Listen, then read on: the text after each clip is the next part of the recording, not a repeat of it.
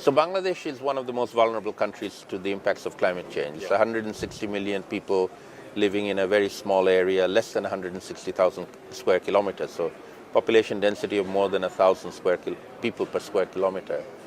Generally very poor, but getting less poor with time. We have a 5, 6, 7% annual growth rate in the economy, which is not bad. But we're still very poor, and we're very vulnerable to the impacts of climate change, from cyclones to sea level rise to flooding, and we're beginning to see them happen. So they're not future, they're real. And so what we've been doing is we've actually been investing in developing our own adaptive capacity and adaptation techniques.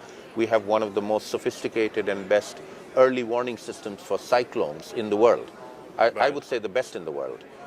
We can successfully warn and evacuate 2 million people when there's a cyclone on its way up the Bay of Bengal. I'll give you the example. We had a recent case. It was called Cyclone Ruano.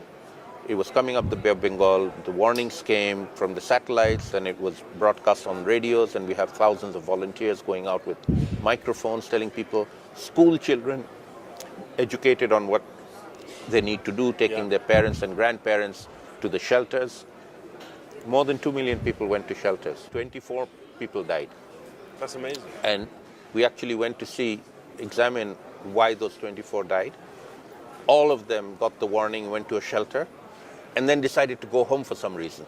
Left something behind, or for whatever reason, they went home, they got caught by the cyclone, and they died. So the coverage of the warning and shelter was 100%, more than 2 million people. No other country in the world approaches that. Cuba is close, but nobody else.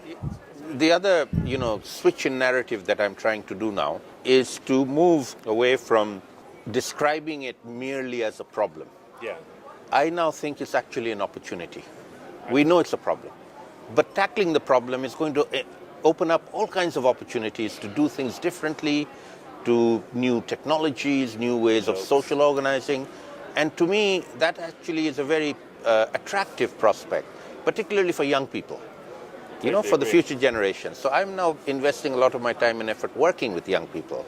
And I find it very invigorating because they're not hidebound by the way things are. They challenge the way things are, and they're willing to think of things differently from the way things are. And that's what we need.